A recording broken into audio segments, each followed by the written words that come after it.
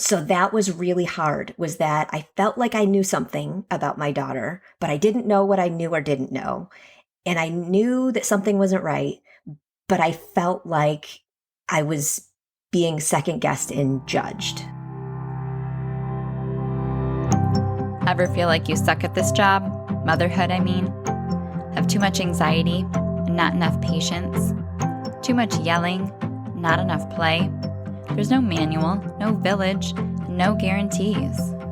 The stakes are high. We want so badly to get it right. But this is survival mode. We're just trying to make it to bedtime. So if you're full of mom guilt, your temper scares you, you feel like you're screwing everything up, and you're afraid to admit any of those things out loud, this podcast is for you. This is Failing Motherhood. I'm Danielle Bettman, and each week we'll chat with a mom ready to be real, sharing her insecurities, her fears, her failures, and her wins. We do not have it all figured out. That's not the goal. The goal is to remind you, you are the mom your kids need. They need what you have, you are good enough, and you're not alone. I hope you pop in earbuds, somehow sneak away, and get ready to hear some hope from the trenches. You belong here, friend. We're so glad you're here. Hey, it's Danielle. I cannot wait for you to hear today's episode. I interviewed Janice Scholl.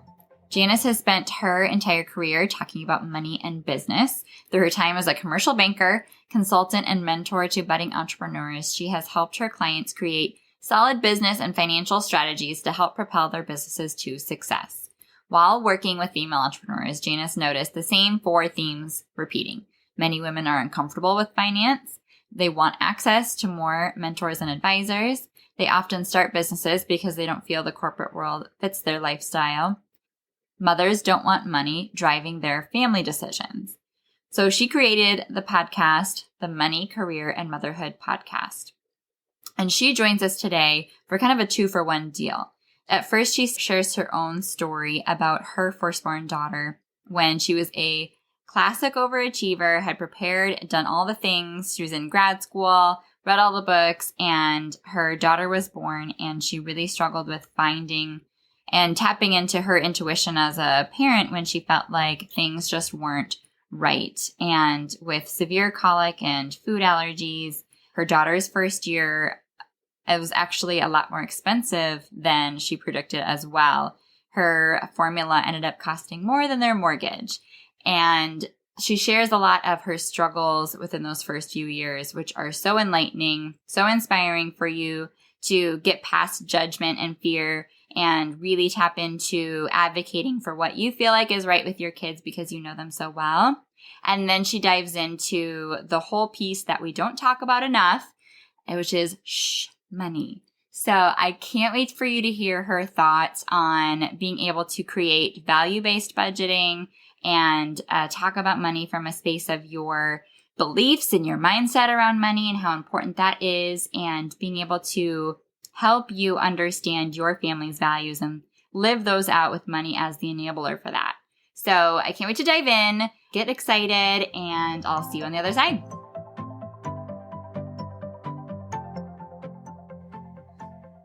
Welcome to Failing Motherhood. Thank you so much. I'm so happy to be here. Yes. Welcome, Janice. I'm so excited to have you. Have you ever felt like you were failing motherhood? Well, yes. And I have to tell you, some days I feel like I'm the mom that was put here to make other moms feel good about their momming. So, absolutely. Well, thank you for your service. You're welcome. It's a hard job, but somebody's got to do it. That's right. That's right. So I'm excelling at failing at motherhood, I guess, is what I'm trying to tell you. Yes. Welcome to the club. There's a bunch of us. That's right. How old are your kids? So I have a 10-year-old and a 7-year-old. Okay. So who were you before you became a mom? Before I became a mom, I was kind of a workaholic professional. I was a commercial banker. I had been doing that for, 7 years before my kids were born. I was in a part-time MBA school that was really grueling. And so I was just 100% scheduled. I thought that proper planning and learning about what needed to be done was how everything goes, and that's my approach that I brought into parenting. Mm-hmm. And then my daughter arrived and she put us through what I call baby boot camp. And she was going to whip us into shape and teach us who was in charge. And it was not me. Which is a very shocking place to be as a determined corporate woman, I'm sure. Yes. We thought we were ready. We had we read all the books. We went to the classes. We had the plan for childcare and who was going to pick up and who was going to do what. And it really all went out the window pretty early on. And why was that? Tell us about your daughter. So, I say it was kind of like the big bait and switch. At the hospital, we had this beautiful little bundle of joy and we were so excited. And she was this peaceful little sleeping angel. And then we brought her home and it's like 3 days later and she woke up and she started crying and she really didn't stop for a long time. And we didn't know it at the time, but she was struggling with some medical issues. The poor little one was she was so uncomfortable. But so immediately, everything that we had read in the books went out the window. The whole like happiest baby on the block, you try all of the techniques and they are apparently working for other families, but they weren't working in our household. And, the weight trajectory that babies are supposed to be on early on was our first indication that something was we needed to watch her a little more carefully than other kids. She was born on time. She was not premature, but she was small-ish. She was within the healthy range, but she started losing weight quickly. And so we were watching that and we were going into the pediatricians for regular weight checks. So immediately, parenting felt something like that we had to figure out more than what we signed up for, than what we were expecting. And that just made us question ourselves, I guess, right from the beginning.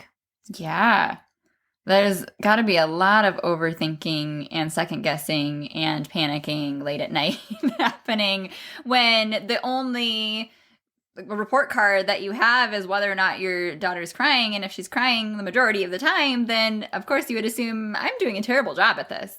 Yes. And, so in the crying and the discomfort she was feeling was a result of, years later, we know, was the result of multiple food allergies. And so I was nursing and everything I was eating was making her sick, was making her uncomfortable. And it was so it resulted in her weight challenges. It resulted in severe colic. I remember going into the doctors and being like, I think she has colic. And the doctor's like, well, she has to cry for like 3 hours a night or 3 hours a day, like 4 days a week or something. And I was like, how about from 12 a.m. to 6 a.m. basically every day? So we were staying in this because we didn't know. And I had a friend who had cut dairy. So I was trying to cut dairy. I was doing all of the things I could find, all the research that I could do and ways to improve things, but it still wasn't working. So the dairy made an improvement, but it didn't improve everything. And we had, it's so important to have community right when you have your baby. And we had this amazing mom group. We all had our babies within like 6 weeks of each other. And so we were watching each other's babies and hearing about milestones. And, I'm hearing about these other moms with babies who are now sleeping through the night and are now starting to transition into different types of food. And we weren't on the same schedule. We were not meeting the same milestones. And I was questioning myself, and then I was questioning our doctors, not from the perspective of, hey, I think you're not right, but it was, hey, this doesn't seem right. And I kept getting the feedback of, she'll catch up. It was very apparent that I was being looked at as a first-time mom who didn't know. And that is, there's the time when in your gut, even for this person that you just met, this tiny human that you just met and you don't know that well yet, but Right. you know them better than anybody in the world. Yes. And so that was really hard, was that I felt like I knew something about my daughter, but I didn't know what I knew or didn't know. And I knew that something wasn't right, but I felt like I was being second guessed and judged. Yeah. Oh, that's the worst. Yes. That's the worst feeling as a parent, to not feel like you can be the advocate that you need to be for them, not just for yourself and your own, being misunderstood, but for them. Like, you want to make her feel better and solve the problem. So to feel like the experts in the field are limiting you from finding that solution, that's really aggravating. Yes. And that's exactly right. Because, there's the discomfort that I felt, but then the reality is I felt like I was failing. I felt like I was failing her because I wasn't able to fix the problem. And my husband and I were the only ones who saw the extent of the problem that she was facing. And so it was incredibly hard. And I kept trying to live the life that, the book said I should be living, and that, it was reasonable to go back to work, and she would adapt, and, she'll eat when she's hungry, and all of the different things that we were hearing, or here, let me take her. That was what, when you have a child who's highly sensitive to her environment and to her food, and she doesn't feel well, having someone say, here, let me take her, and implying hey, I could do this. I know you're trying, but you can't do it, but here, let me do it for you, was so hard because I was trying so hard. It was really the first time in my life that I have tried that hard and have not done a good job. That's when you're kind of a hardworking, assertive person, and then suddenly you feel that you can't be successful at the most important thing that you've ever done. The highest stakes. Exactly. That's really challenging. And yeah. Oh my goodness. So that had to have been a roller coaster of, was it her whole first year?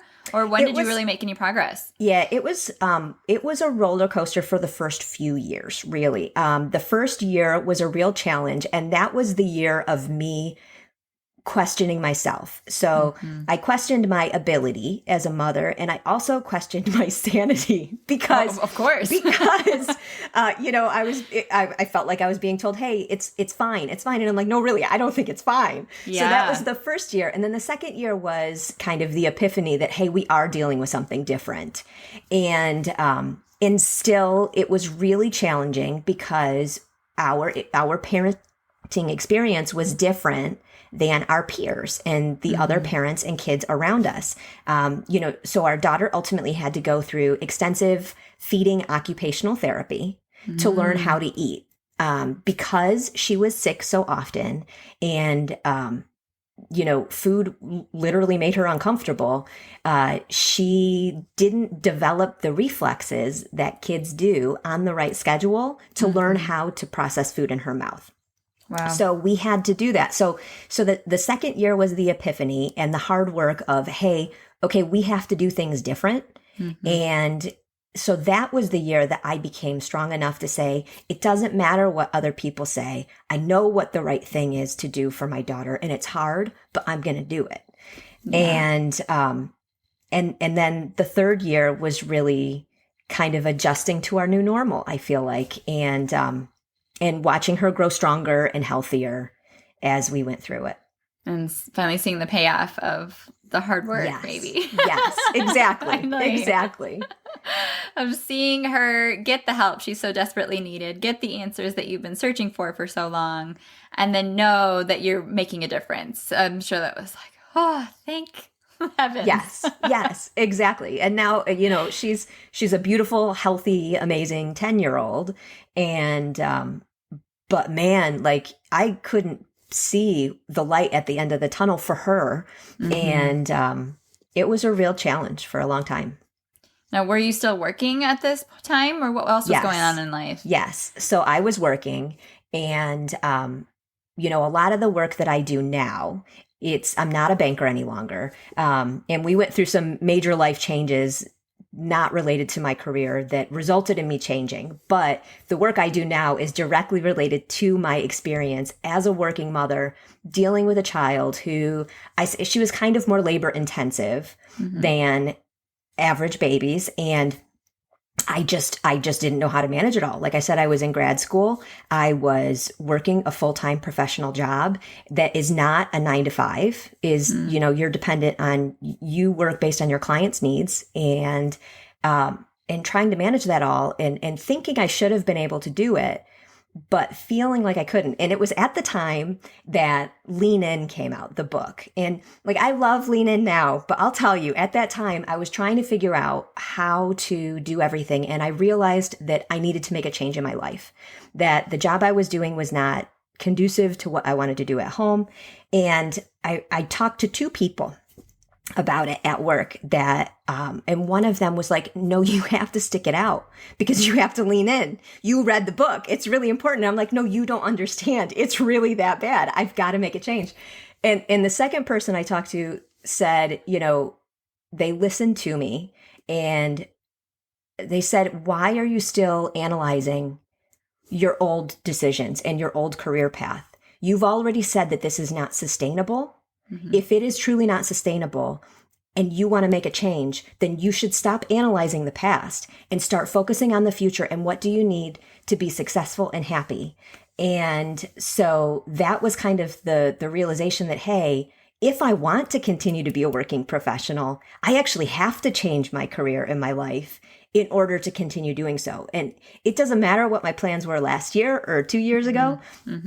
I need to make new plans. And once I realized that, I was able to move forward with that. That's a whole reckoning, is like that acceptance of life on life's terms and being aware of the new normal and just being okay with kind of like grieving how you thought things would go and how they should go. And like, that's a whole big thing to be working through alongside your daughter who's going through her own thing.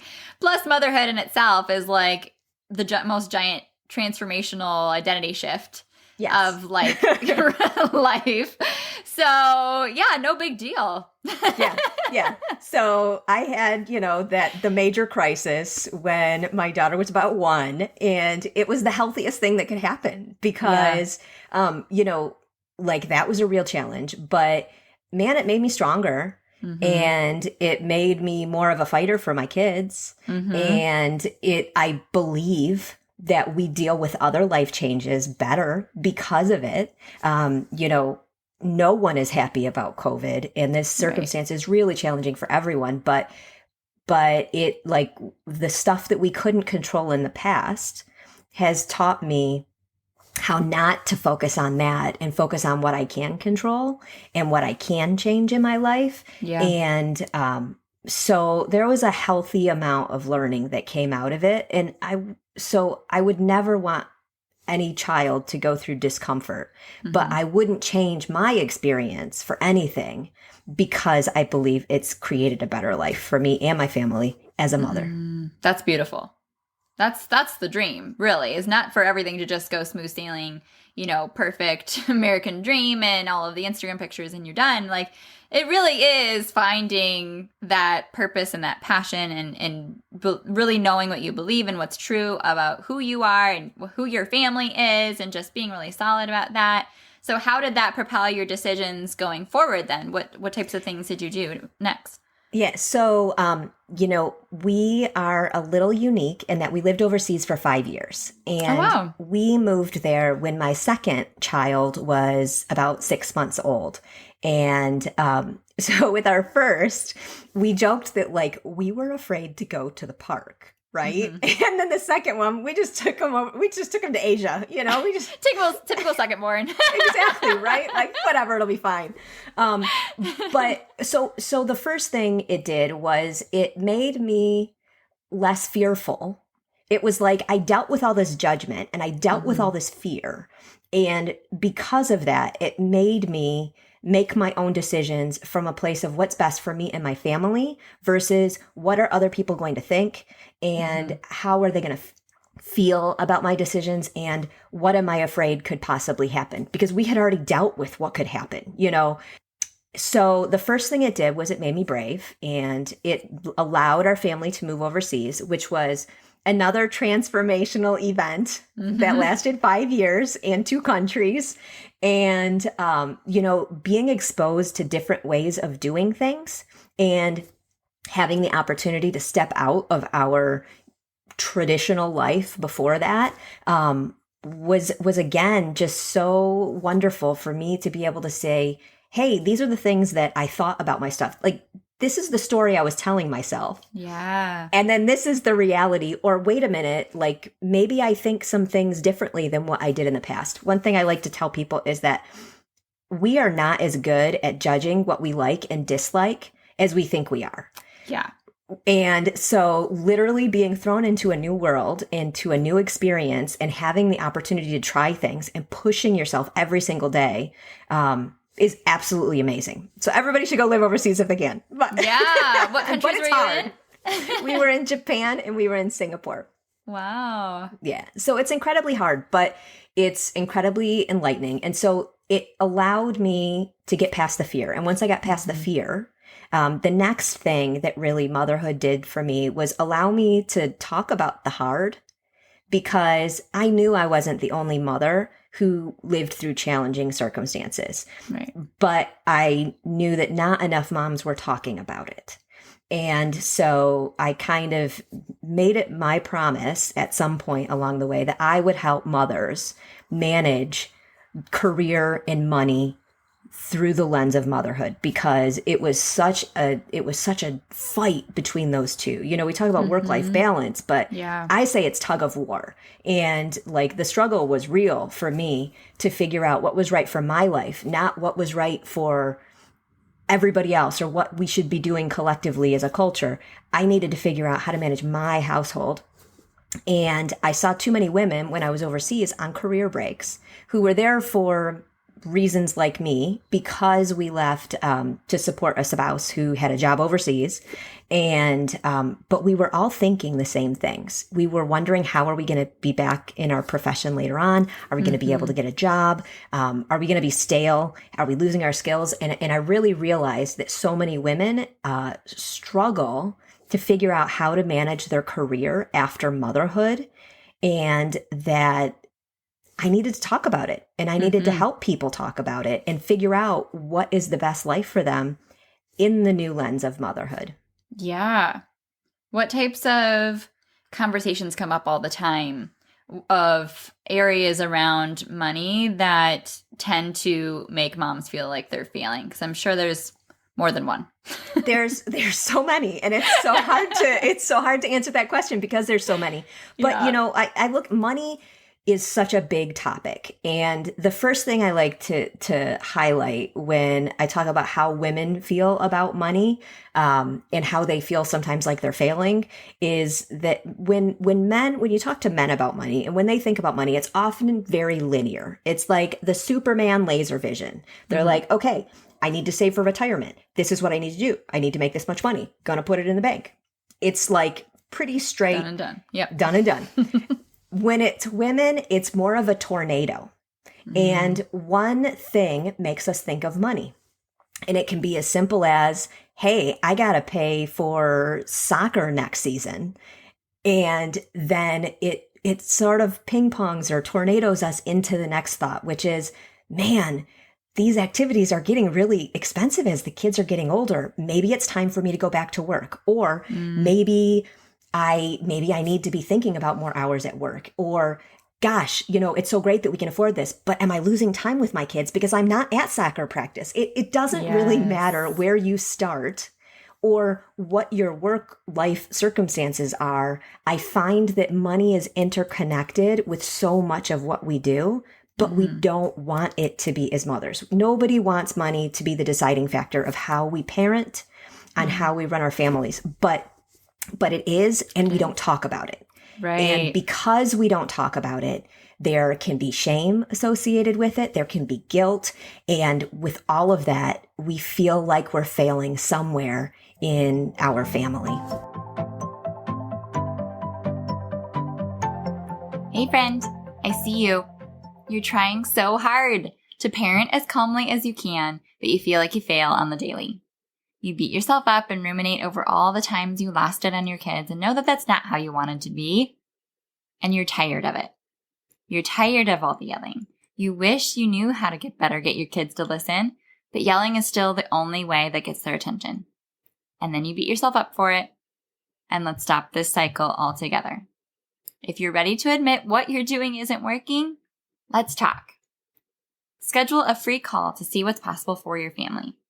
We'll chat about the struggles you're experiencing and decide together if we'd be a good fit to work together.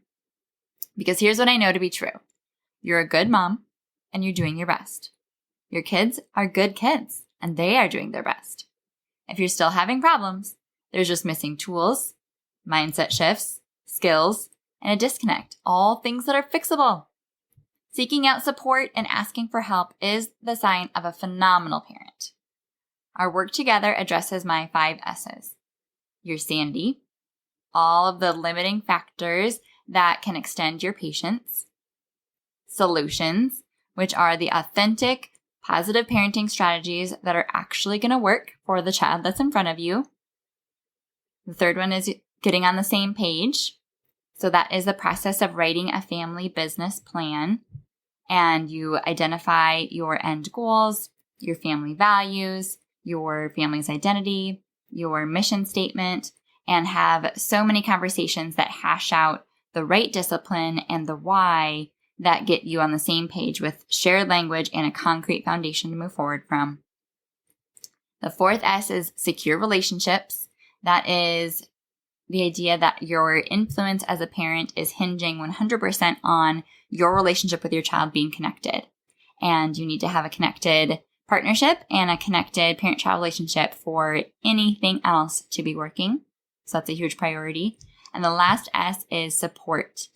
I really, truly believe you can have all of the best books on your nightstand, but that is not going to change anything about tomorrow unless you have the accountability and support of someone knocking on your virtual calendar door saying, how's it going? How can I help? Are we doing the things? Let's move on. And that's what we need in this day and age, is to physically carve out the time with our resources and with our time and money to be able to really prioritize these conversations. So that's how I want to come alongside you. Schedule a free call, even if there's a possibility that that could serve your family right now, and get your family's trajectory on a new path starting tomorrow. I cannot wait to cheer you on. Check the links in the show notes or hop on my Instagram bio, and let's talk soon. All right, let's get back to the show. 100%. I know personally, I've really had to reckon with that from, choosing to leave my full-time job when I had my second to working at like an in-home daycare where I could take my kids with. And then I got a part-time job at our church, and then that like grew to be almost more like a full-time position, just so I could balance out the preschool cost. And it's always been so interconnected with our circumstances and our family's goals for that season, which are ever evolving and changing, which has been my career has felt like it's ever evolving and changing. But then we were put in a place where my income dropped out underneath me, and we still relied on me for something. And then that just created a panic of all areas of life, because it is so dependent upon that consistency being our security. And so to have that be the end all be all decision maker of how we're functioning day to day is not a good place to be, because then we're not making the main things and thinking about things in a way of logically, what do I feel like is authentically best of how I want to spend these years. And it's always been kind of a really forced solution, feeling like, we don't have a lot of options. And and I don't like being there, No. No, it's not a good feeling. And, one of the things that I talk a lot about with people is can't versus won't, because understanding your boundaries in motherhood, is glorious, but it is a boundary, right? Like we are mothers forever.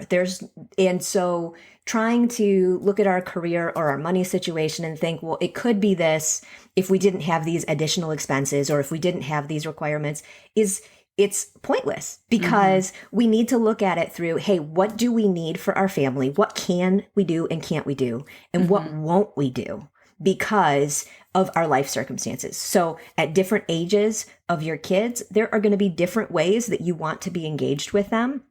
Whether it's the mom who says, I do not want to work before my kids go to kindergarten. Well, that's something you don't want to do. You won't do that. Then you need to find a way to build a life that allows you to do that. Something else has to give. So, boundaries are a good thing because they allow you to set priorities and decide what you value and what's important to you, but it's not easy. No.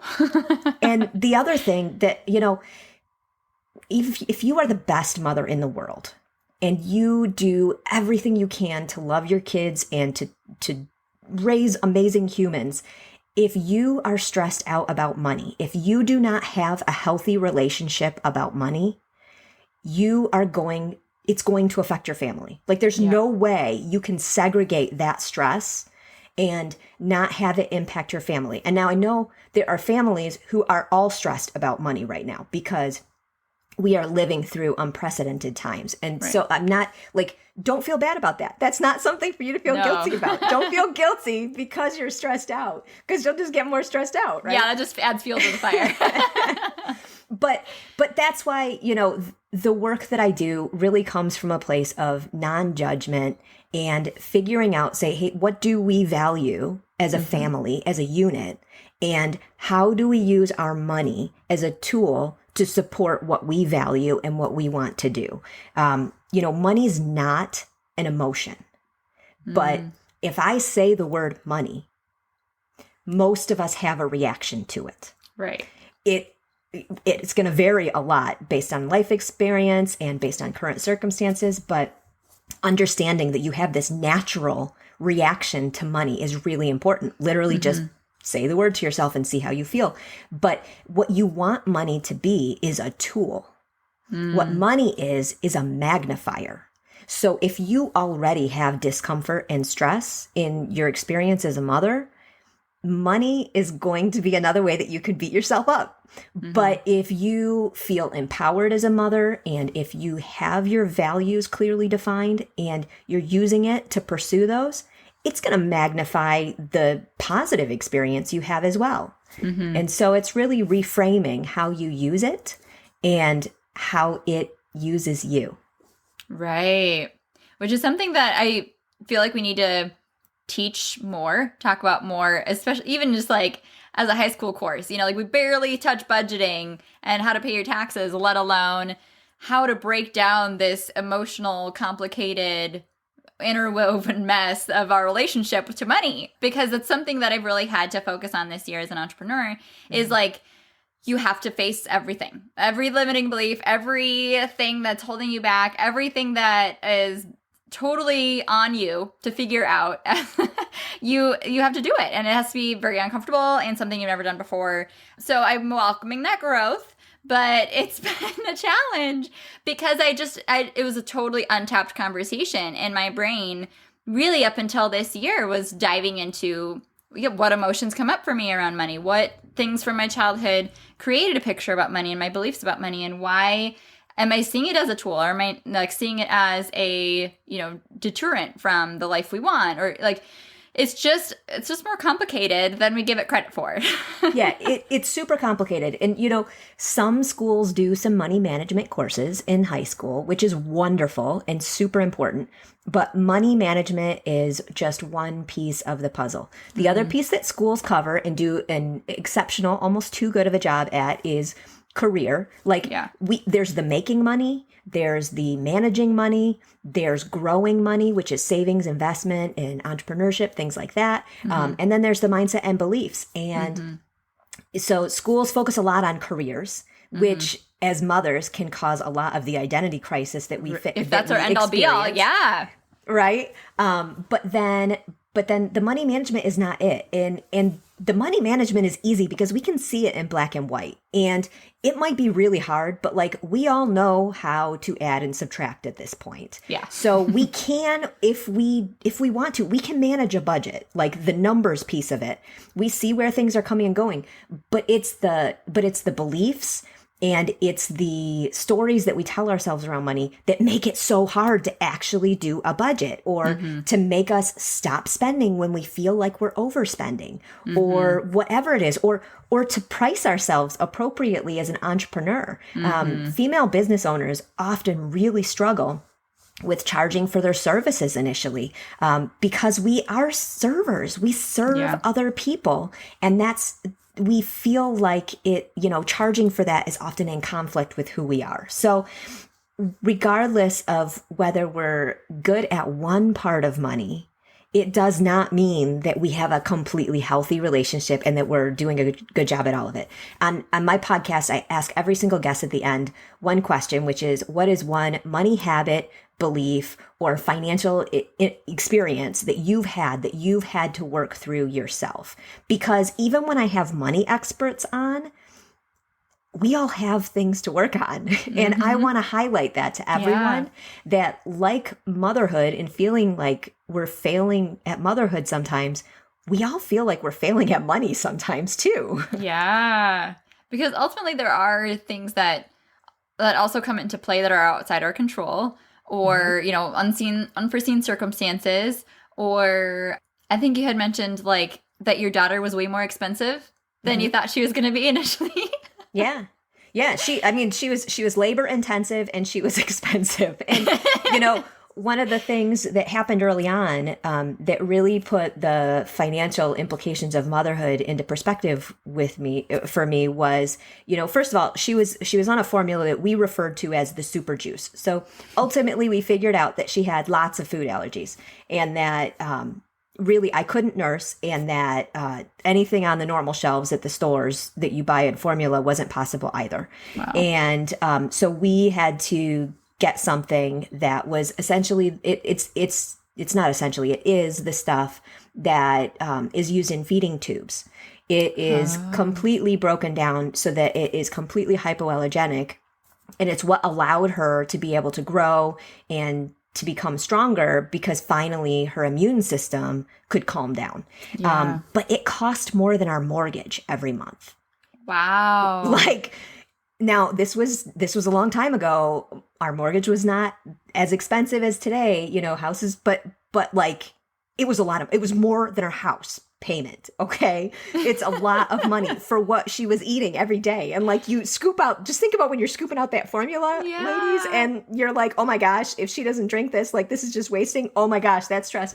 So we had that stress. And then we found out right before Christmas that her occupational therapy bills weren't going to be covered by insurance. And up until that point, we had thought they would. And so we got a call, and I remember we were in the parking lot shopping for Christmas. And my husband and I had always been savers, and we're pretty frugal. So they were like, I'm so sorry. We just found out. We just got a decline from your insurance company. They're not going to cover it. And if we were able to pay cash at that time, we would be able to pay less than if they had to put us on a payment plan. And it was such a kick in the gut because we could pay it, but I realized how many parents wouldn't have been able to at that moment. Yeah. And if we don't think about the risks, not risks, but the volatility in the things that can happen as a parent with our kids and the possible costs, it's really easy for us not to be prepared for those types of moments. And I don't want any parent to feel like they have to make decisions based on what they can afford versus what their kid actually needs. Yes. And this is not a problem that just happens for lower income families. This is happening in middle income families who are served circumstances that they don't expect, where their life is built on two incomes and one parent has to stay home because they have a kid who has greater needs or greater expenses. Whatever the circumstances are, we don't control everything. Yeah. Yeah. So being prepared and using money as a tool in that moment is a really powerful way to feel empowered as a parent, to say, like, I'm going to be able to be prepared for the unexpected, or I'm going to be able to write the check that allows my child to get the help they need, Exactly. rather than feeling helpless in that moment, saying, like, well, our hands are tied. Like, that's a terrible place to be as a parent. And we're Yeah. all going to come up on something legitimately, significant and unexpected that, is going to really rock the boat. So being able to have things to a place of we've prepared as much as we can control is huge. Yep, absolutely. And I talk to people a lot about making decisions in the face of like great uncertainty, like life right now. Yeah. but a lot of when we try to think about what might happen in the future, we are focusing sometimes on the wrong thing because we're focusing on the what, we're not focusing on the impact. And what we want to, like, the reframing into focusing on the impact can really help people prepare for what might happen. Because, let's take a loss of family income, for instance. That can happen because somebody loses their job. That can happen because a child needs a parent that's more available due to medical reasons and a parent needs to quit. That can happen because somebody decides that they don't want to work in the field that they're in anymore. There's many different reasons why, or, we could just have a pay cut because of COVID. Right. There's many reasons why. It doesn't matter why. We don't have to predict why. But the reality is the possibility of it happening is high enough that we should say, hey, we need to save because there's a chance at some point our income could be reduced. And the impact of that happening is great enough that we need to prepare for that event. So we don't focus on well, what if this happens? What if this happens? We just focus on hey, this is important and the outcome is possible enough that we need to do something. Yeah. So how do you as a parent recommend balancing that principle with knowing what should I be spending money on, or like not having complete guilt around every single purchase that isn't saving for the future? Because, we get wrapped up in those day-to-day decisions too of like, should I buy them this toy, or should we take this trip, or should we, because there's so many expenses that could be not entirely essential, but definitely either add joy or, create meaning or have a lot of, experience and value for our child's life. So it's like, how do we know which ones are worth the money? Yep. So first of all, one thing that I think is great, and we're like headed into the holiday season, right? One thing is great is sinking funds for upcoming events that you're going to be spending for, is to plan ahead so that you save a little bit over a period of time. And all a sinking fund is a savings account that's dedicated for a specific thing.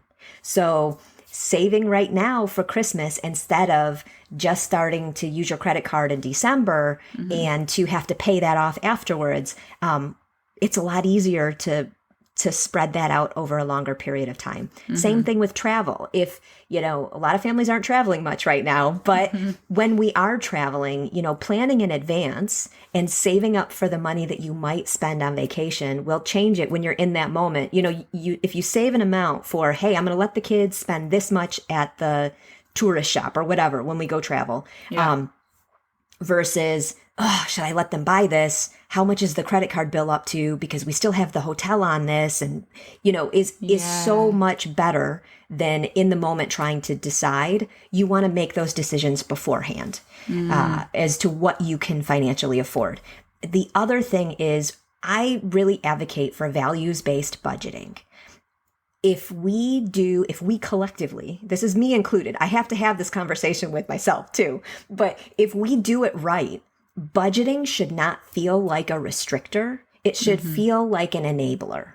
And it should allow our families to do what we want because we're saying no to something else. Right. So the first step in doing that is to track all of our spending, because it's shocking how much we forget where our money goes. And you can't decide intentionally how to use it as a tool if you don't know where it is, right? Like what you spent it on.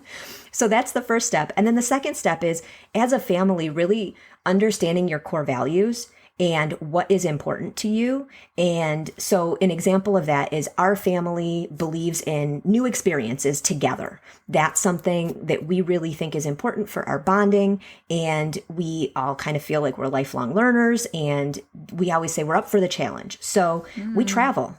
Like I said, we lived overseas. But when it's not COVID time, we like to travel a lot. And we're not budget travelers necessarily. We'll cut expensive in some, but because we decide to cut in other areas of life because we want to be able to travel, because that's something that is core to our family identity. Right. So that's the way I really want people to think about it is, hey, what's important? And it's amazing because when you put your money, when you channel your money as a tool to what your family values, it also teaches your kids so much about what you really want them to grow up with from you, like the imprint from you. And I can sit and ask my 7-year-old even, you know, what is it that our family values? What do we believe is important for our family? And at 7, he pretty much knows in his context, he knows, because when we make decisions as a family on how we spend our time and our money, it's aligned with those values. Right. Which is exactly kind of a process that I work my clients through by writing a family business plan, which helps them take that intentionality to set aside the time to say, what do we care about? How do we spend our time and money? What's part of our personality we want to pass on? And how do we culminate that all in kind of in this family mission statement? And how do we implement that to create the trajectory to get there? And when you're clear on those things, it is a game changer to be able to have the confidence in your own identity to say, like, this is the right path forward, and not completely second guessing yourself or comparing yourself to the next family over and saying, well, we should be doing what they're doing. And when you know what you're saying no to, you know, you'll still maybe falter a little bit on like, oh, I wish we could also, but you're so much more set and secure on this is us and this is what we do. So what has that looked like for you? Like what things do you say no to so that you can travel? So for instance, I don't have a new car. My car, I want a new car because we have a small SUV and there's really only 4 seats comfortably. So it's not like a big vehicle that we can transport a bunch of friends in. And, you know, our kids are at that age where like carpools or different types of events with kids. It'd be nice if I could fit more kids in my car, but I can't. And, you know, but when I look at the amount of time that I would need those extra seats versus, you know, the cost of a new car versus my perfectly fine paid off vehicle that's sitting in the driveway that I barely even drive anymore. Right. Because we're not going anywhere. That's a sacrifice that I'm willing to make. And I do still have moments where I'm like, it would be nice. I'd like a new car. It would be nice. But man, cars are so expensive these days. And so that's an easy one for me to say, easy one to make a decision on, but it's not easy to do, right? So I want people to know that like this process will make the decisions clear, but it doesn't make it easy. It is still a lot of work to hold firm in what you believe. And, you know, I like to ask people, is it just something that you feel like, why do you do what you do? Is it something where we say to ourselves, well, that's just the way we do things? Yeah. If that's the case, or if it's, well, it's because that's what everybody does, you know, we talk about peer pressure with our kids as they grow up, but peer pressure as an adult is strong. Oh, it is real. we need to be doing it because we've decided it's what's best for us, not because it's just what we do or it's just what the neighborhood does or whatever. Yeah. That was something that we had to reconcile with in my family because we had a whole extenuating circumstance. We ended up selling our house and we've been living in an apartment for the last couple of years. Now we're renting a house. But like giving up that American dream initially was like we were just, what is life? You know, like if you don't have that. And so we had to personally wrestle with that. Like, are we okay with that? Can we go outside the mold because of, how we want to live our life? And instead, we've chosen to pay private tuition for a Montessori education. Mm-hmm. And every single day we remind ourselves that sacrifice is worth it because it's so valuable based on our ideals and based on what we believe to be true of what we want our kids to experience. But that means we say no to a lot of other things because it is such a sacrifice.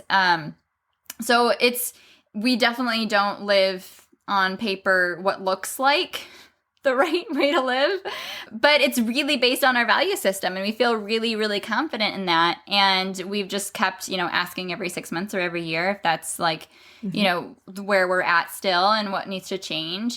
But yeah, that's a lot of money every month I could spend differently, and it should be nice to have it in other places, but I don't regret it. And I know I won't regret it like 20 years down the road of how we spent these years. And, based on my education and my background, I see it as their college tuition. And like these years are 10 times more influential than their college years, which is just so in the future. And who knows what's going to happen with that I would rather invest now. So that's just like one way that we've really taken that into our practical, but everybody has to do that differently, and it looks different for every single family. And that's what's beautiful about it is we're not all going to live the same way.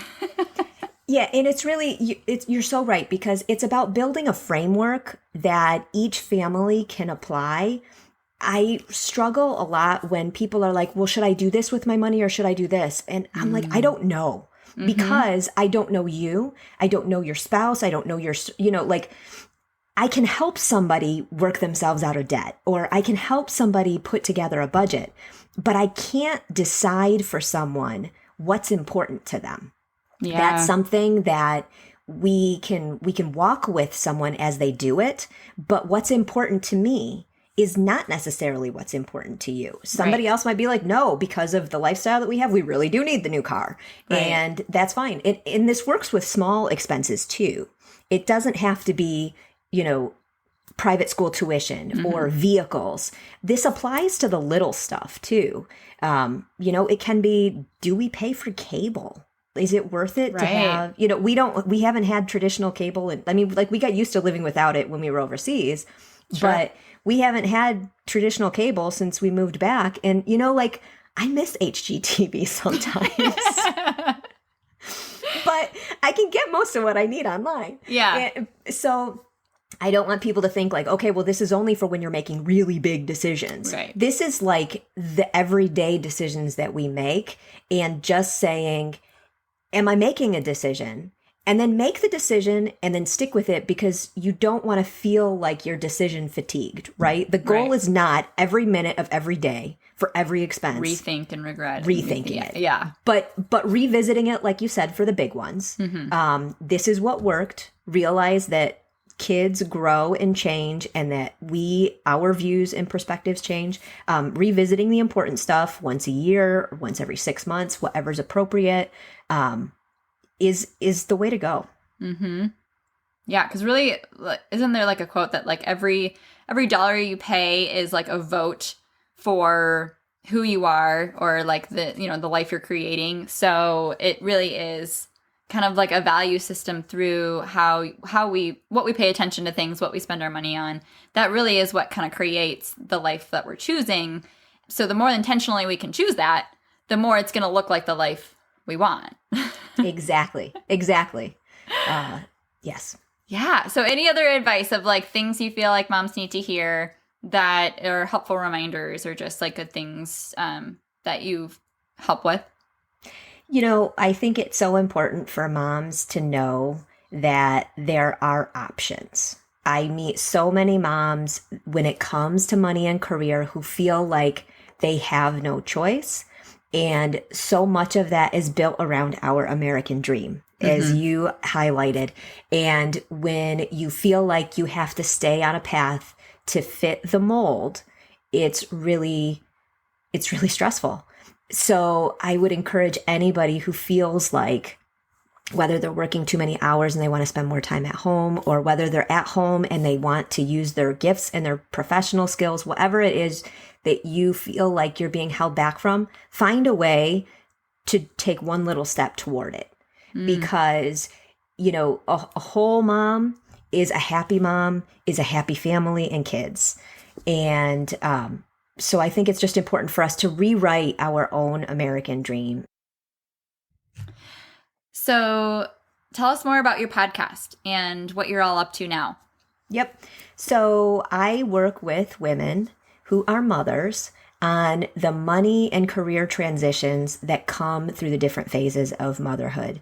The other thing I find is that we think like once our kids hit a certain age milestone, like it's just going to be smooth sailing. But reality is life as a mother is ever changing, right?